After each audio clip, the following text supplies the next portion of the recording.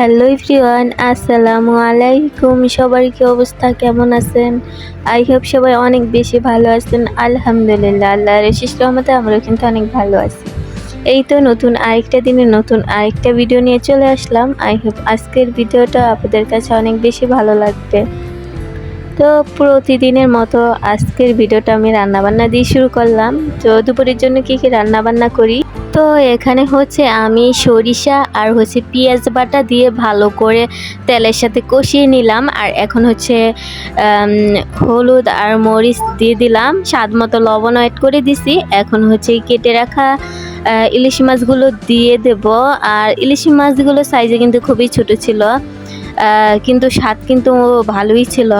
আর এত মজা হয়েছে যে এখনও আমার মনে হয় জিভে স্বাদ লেগে আছে, এতটা মজা হয়েছে এই সরষা ইলিশটা। আর বিশেষ করে আমি এভাবেই রান্না করি।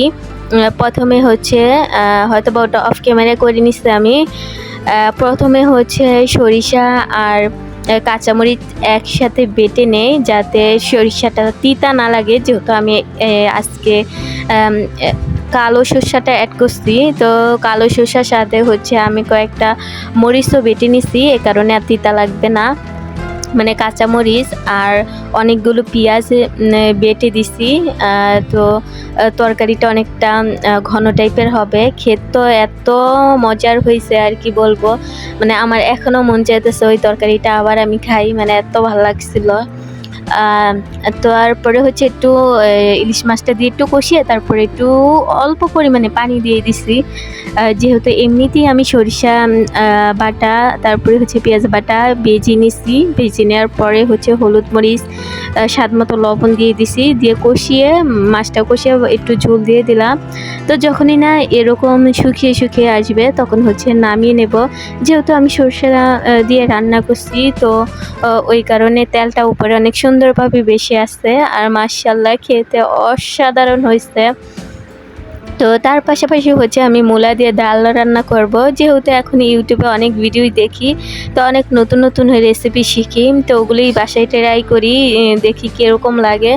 তো অনেকে দেখলাম যে মূলা দিয়ে ডাল রান্না করতে, কিন্তু আসলেই খুব ভালো হচ্ছে মূলা দিয়ে ডাল রান্না। কখনো খাওয়া হয়নি, কিন্তু এখনও রান্না করছি প্রথম, কিন্তু ভীষণই ভালো লাগলো।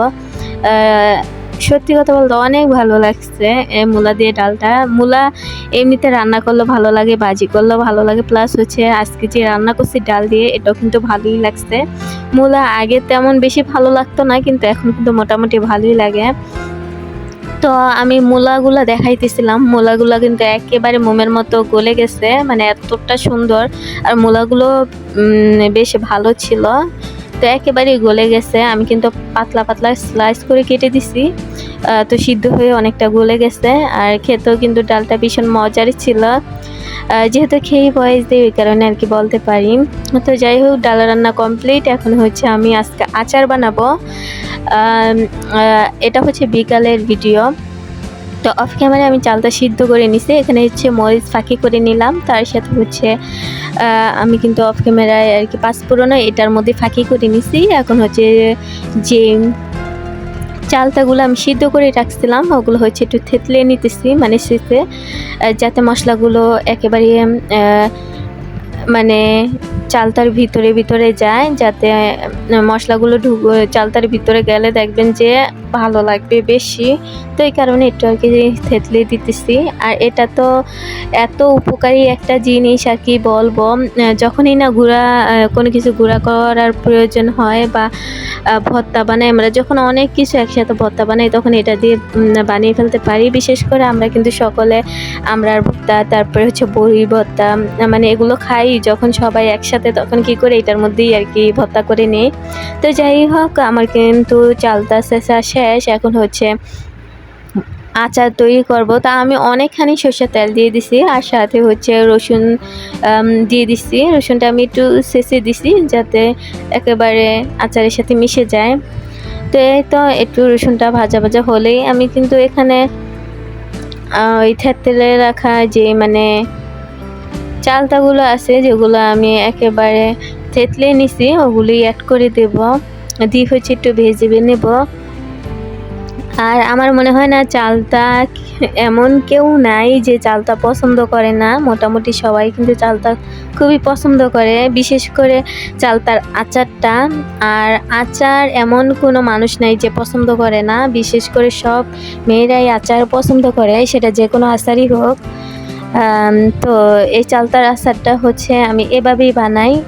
তো এটা একটু ভাজা হওয়ার পরে আমি কিন্তু চিনি অ্যাড করে দেবো, দিয়ে হচ্ছে ভেজে নেব। আর এর সাথে কিন্তু একটা লং, এলাচ আর হচ্ছে একটা তেজপাতা দিলে অনেক সুন্দর একটা ফ্লেভার বের হয়। তো চিনি দিয়ে দিছি, চিনি দেওয়ার পরে এই কালারটা আসছে, মানে অনেকক্ষণ নাড়াচাড়া দিছি আমি কিন্তু। তো এই কালারটা আসছে, কালারটা কিন্তু অনেক সুন্দর হয়েছে। বিশেষ করে গুঁড়ো দিয়ে করলে কালারটা আরও বেশি সুন্দর হতো। যেহেতু আমি চিনি দিয়ে করছি, তো পুরোপুরি একেবারে আচারের কালার আসেনি, তারপরেও যেরকমই আসছে খেতে কিন্তু ভীষণ মজার ছিল। তো আচারটা কিন্তু মোটামুটি আজকে একটু জাল দিয়ে নিছি, কালকে একটু জাল দিয়ে নেব। আর তেলের পরিমাণটা একটু হলে মানে ভালো হতো, যেহেতু এটা আমি বেশি দিন রেখে খাবো না, মানে মাত্র 3-4 দিনে এটা খাওয়া শেষ হয়ে যাবে। তো এই কারণে আর অত সরষের তেল দিইনি, তারপর মোটামুটি ভালোই দিচ্ছি। তো যাই হোক, আচারটা কিন্তু ভীষণই ভালো ছিল। আর আমি কিন্তু ইদানিং ভিডিও দিই খুবই ছোট ছোট করে। আশা করি আপনারা ভিডিওটা ফুল ওয়াচ করে যাবেন আর সব সময় এভাবে আমার পাশে থাকবেন। ইনশাল্লাহ আমিও চেষ্টা করবো সবার পাশে থাকার। আর এখানে হচ্ছে 2টা ডিম সিদ্ধ দিয়ে দিছি, একটা আমার শাশুড়ি খাবে আর একটা আমার মেয়ে খাবে। বিশেষ করে দুধ আর ডিম আমি তেমনভাবে খাই না, মানে দুধ ছোট থেকেই খাই না। আর ডিমের কুসুমটা ভালো লাগে, সাদা অংশটা অত বেশি ভালো লাগে না। তাই যাই হোক, ভিডিওটা অবশ্যই কেমন হয়েছে কমেন্টের মাধ্যমে জানাবেন। তা আমি কিন্তু ভিডিওর একেবারে শেষ পর্যায়ে চলে আসছি। আজকের মতো এই পর্যন্তই। আল্লাহ হাফিজ।